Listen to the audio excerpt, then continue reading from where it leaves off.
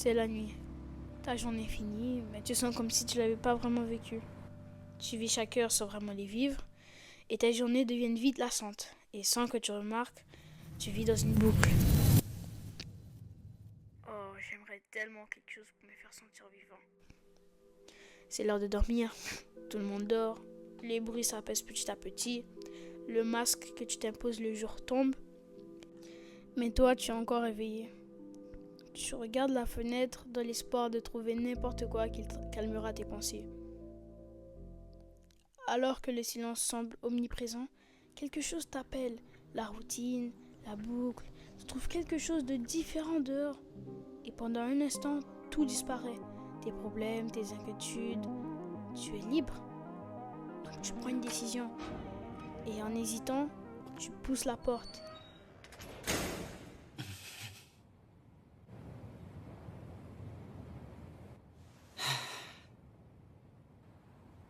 Et tu es là, posé, admiré par le nouveau monde. Ça, c'est Co. Et comme toi et moi, il décide de sortir. Il sent que maintenant les possibilités sont infinies.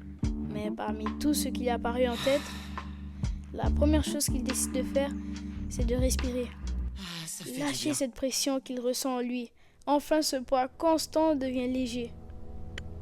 Co se balade comme s'il cherchait quelque chose. N'importe quoi qui pourrait combler ce vide qu'il ressent au fond. C'est là qu'il voit la balançoire. À première vue, on dirait que c'est un acte enfantin et qu'il est un peu coincé mentalement. Mais il y a une vérité beaucoup plus profonde derrière. Tu vois, Co porte un fardeau de devoir se cacher et imiter quelqu'un qui n'est pas. 14 ans seulement, mais pourtant, il veut plus jamais mettre les pieds dans une école. C'est pour ça que quand une fille courageuse lui avoue ses sentiments, et Co ne sait pas comment réagir, il parle, hésite, mais c'est comme si ses mots fuyaient de sa bouche. Et à cause de ça, encore une fois, il fait mal à quelqu'un, même sans vraiment le vouloir. C'est pour ça que le monde obscur est spécial. Ici, pas besoin de mots pour s'exprimer, pas de regard autrui, rien, juste toi, ton vrai toi. Et le silence libérateur. Il se balance, ce petit garçon, son enfance volée. Et maintenant, il se retrouve à rire. Oui, pour la première fois, il sourit. Sincèrement cette fois, comme si c'était sa première et dernière fois. Il ressent enfin ce sentiment, quelque chose qui comble son vide. Et il est enfin libre. Il s'assoit après s'être humilié sans public. Et avec personne pour l'aider, il décide de chercher dans le net comment résoudre ses problèmes. Il regarde son téléphone et voit ça. Plein d'adultes qui parlent L'alcool, tous ils ont de ça la à la même bouche. chose. Ça va, vous vous amusez bien? Comme si c'était la solution. Attends, je Puis connais pas les effets, j'ai mystérieusement, jamais une testé. machine, juste devant lui. Et ce sentiment d'être plus regardé, libre, sans personne pour le chicaner, prêt à tout pour enfin régler ses problèmes. Des adultes qui disent que c'est la meilleure solution.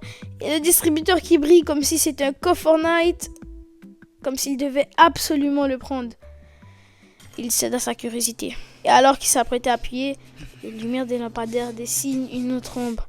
Et c'est là qu'il s'en rend compte qu'on n'est pas seul. C'est bien, faut se faire plaisir.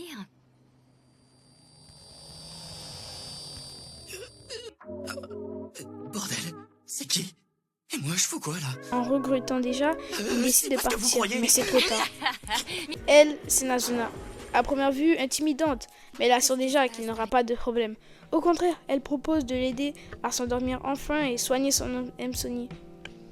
Mais avant, elle veut l'aider à connaître le monde nocturne, où tout le monde échappe quelque chose. Même sans rien comprendre, il la suit. Et là, il tombe avec 3 mecs en pleine nuit, bourrés jusqu'aux pieds. Nazuna leur parle, Eko essaye la même chose, mais ils vomissent dans ses pieds. Mais au moins, il a vécu sa timidité, et c'est déjà une victoire. Et alors qu'il croyait que c'était fini, la deuxième partie arrive, et elle lui demande d'aller chez elle. Même si très louche, bizarre et juste anormal, il étrangement accepte. Désespéré pour une solution, en chemin, elle lui rassure qu'elle fait ça souvent et qu'elle aide les humains qui n'arrivent pas à s'endormir. Car la nuit, elle appartient à ceux qui trouvent pas leur place le jour. Pourquoi le terme humain? On découvrira bientôt. Au milieu de la panique, de crainte et de trucs louches, Il s'endort enfin. Mais Nazuna se révèle très différente de ce qu'on croyait. En fait, elle se révèle être une vampire, mais pas comme on connaît. La personne sucée doit tomber amoureuse de la vampire et elle susco. Mais c'est bien. Tu vois, en milieu de discussions d'amour et de trucs pas nets, Ko prend une décision.